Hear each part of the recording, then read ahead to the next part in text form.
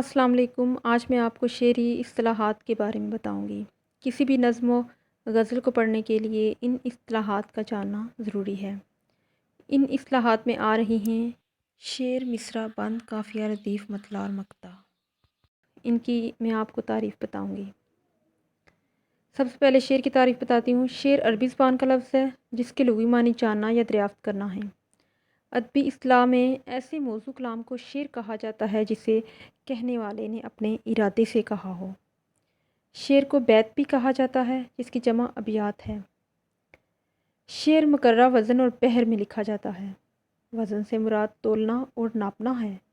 شعر کا موضوع اور ناموضوع معلوم کرنا، اور بحر ایسے الفاظ ہیں جن سے اشعار کا وزن درست ہونا معلوم کیا جاتا ہے۔ ان کی تفصیل میں آپ کو بھی نہیں بتاؤں گی۔ آگے شعر کی مثال ہے علامہ اقبال کے شعر سے۔ خدا تجھے کسی طوفان سے آشنا کر دے، خدا تجھے کسی طوفان سے آشنا کر دے کہ تیرے بحر کی موجوں میں اضطراب نہیں۔ نمبر 2 پہ آ رہا ہے مصرع۔ ایک شعر 2 مصرعوں پر مشتمل ہوتا ہے۔ شعر کی ایک سطر یا جملے کو مصرع کہتے ہیں۔ 2 مصرعوں سے مل کر ایک شعر بنتا ہے۔ پہلے مصرعے کو مصرع اولیٰ اور دوسرے کو مصرع ثانی کہتے ہیں۔ مصرعے کے لیے آئین کی علامت استعمال کی جاتی ہے۔ مثال ہے اسی شعر سے، خدا تجھے کسی طوفان سے آشنا کر دے۔ تو یہ ایک سطر تھی، اوپر والے شعر کو دیکھیں، یہ اس کی ایک سطر ہے، تو یہ ایک مصرع ہوا، اور اگلا وہ جو دیکھ رہے ہیں آپ کہ تیرے بحر کی موجوں میں اضطراب نہیں، وہ دوسرا مصرع ہے۔ نمبر 3 پہ آ رہا ہے بند۔ بند کیا ہوتا ہے؟ نظم کا ایک ٹکڑا یا ایک حصہ بند کہلاتا ہے۔ بند کو انگریزی میں سٹینزا کہتے ہیں۔ ایک نظم کے ہر بند میں مصرعوں کی تعداد برابر ہوتی ہے۔ ایک بند 3 مصرعوں کا بھی ہو سکتا ہے، 5 مصرعوں کا بھی اور 6 مصرعوں کا بھی، یہاں تک کہ 7-8 مصرعوں کا بھی ایک بند ہو سکتا ہے۔ بند کی مثالیں ہیں، یہ میر انیس اور خواجہ الطاف حسین حالی کے بند ہیں، اور مسدس کی حیت میں ہیں، یعنی 6 مصرعوں کے ہیں۔ جو 6 مصرعوں کی نظم ہوتی ہے وہ مسدس ہوتی ہے۔ تو یہ بند کی مثالیں ہیں، آپ دیکھ سکتے ہیں۔ اگلے نمبر پہ آ رہا ہے قافیہ۔ قافیہ کے لفظی معنی پیچھے آنے والے کے ہیں۔ شاعری کی اصطلاح میں ان چند ہم وزن اور ہم آواز حروف و الفاظ کو قافیہ کہتے ہیں جو کسی شعر کے آخر میں آئے ہوں۔ اگر شعر میں ردیف بھی ہو تو قافیہ ردیف سے پہلے آئے گا۔ غزل اور قصیدے میں قافیہ مطلع کے دونوں مصرعوں کے آخر میں اور پھر ہر شعر کے دوسرے مصرعے کے آخر میں آتا ہے۔ قافیہ کی مثالیں ہیں، دل ناداں تجھے ہوا کیا ہے، آخر اس درد کی دوا کیا ہے۔ مرزا غالب کا شعر ہے، تو اس میں قافیہ آپ کو نظر آ رہا ہے، ہوا اور دوا، یہ دونوں ہم آواز لفظ ہیں اور یہ اس شعر کے قافیہ ہیں۔ اگلا شعر ہے، اثر اس کو ذرا نہیں ہوتا، رنج راحت فضا نہیں ہوتا۔ مومن خان مومن کا ہے، تو اس میں ذرا اور فضا کیا ہیں؟ قافیہ ہیں، یعنی ہم آواز لفظ ہیں۔ 9th اور 10th کے بچوں نے بس اتنا یاد رکھنا ہے کہ ہم آواز الفاظ جو ہوتے ہیں ان کو قافیہ کہا جاتا ہے۔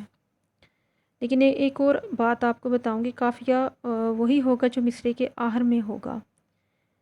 اگر مصرعے میں کہیں پہلے پہ قافیہ آ جائے تو وہ ہم آواز لفظ آ جائے تو وہ قافیہ نہیں ہوگا۔ مثلاً شعر ہے، ہر لحظہ ہے مومن کی نئی شان نئی آن، گفتار میں کردار میں اللہ کی برہان۔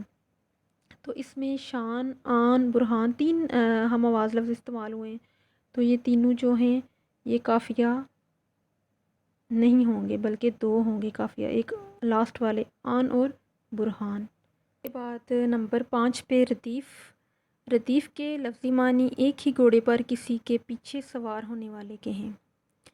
شاعری کی اصطلاح میں ردیف ان ایک جیسے لفظ یا الفاظ کو کہا جاتا ہے جو کسی شعر یا مصرعے کے آخر میں قافیے کے بعد بار بار آتے ہیں۔ اگر غزل کے مطلع میں ردیف موجود ہو تو باقی اشعار کے دوسرے مصرعے میں بھی ردیف ضرور آتی ہے، لیکن اگر کسی غزل میں ردیف نہ ہو تو اسے غیر مردف کہتے ہیں۔ ردیف کی مثال ہے، گلزار ہست و بود نہ بیگانہ وار دیکھ، ہے دیکھنے کی چیز اسے بار بار دیکھ، آیا ہے تو جہاں میں مثال شرار دیکھ، دم دے نہ جائے ہستی ناپائیدار دیکھ، مانا کہ تیری دید کے قابل نہیں ہوں میں، تو میرا شوق دیکھ میرا انتظار دیکھ۔ تو علامہ اقبال کی غزل کے ان اشعار میں ردیف کون سی ہے؟ دیکھ، یعنی دیکھ لفظ جو ہے بار بار آ رہا ہے، جبکہ قافیہ کے طور پر وار، بار، شرار، ناپائیدار، انتظار وغیرہ کے الفاظ استعمال ہوئے ہیں۔ آپ نے بس اتنا یاد رکھنا ہے کہ ردیف اشعار کے آخر میں آنے والے ایک جیسے الفاظ کو کہتے ہیں۔ نمبر 6 پہ آ رہا ہے مطلع۔ مطلع کے لفظی معنی طلوع ہونا، شروع ہونا اور ابتدا کے ہیں۔ شاعری کی اصطلاح میں غزل اور قصیدے کے پہلے شعر کو مطلع کہتے ہیں، جس کے دونوں مصرے آپس میں ہم قافیہ اور ہم ردیف ہوتے ہیں۔ اگر کسی غزل کے پہلے شعر کے دونوں مصرے ہم قافیہ نہ ہوں تو اسے غزل کا پہلا شعر تو کہا جائے گا مگر مطلع نہیں کہا جائے گا۔ مطلع کسی غزل کا نقیب ہوتا ہے، اس لیے اسے اثر انگیز، موزوں اور زوردار ہونا چاہیے۔ غزل میں ایک سے زیادہ مطلع بھی آ سکتے ہیں۔ مطلع کے بعد جو شعر آتا ہے اسے حسن مطلع کہتے ہیں۔ ذیل میں چند غزلوں کے مطلع دیے گئے ہیں۔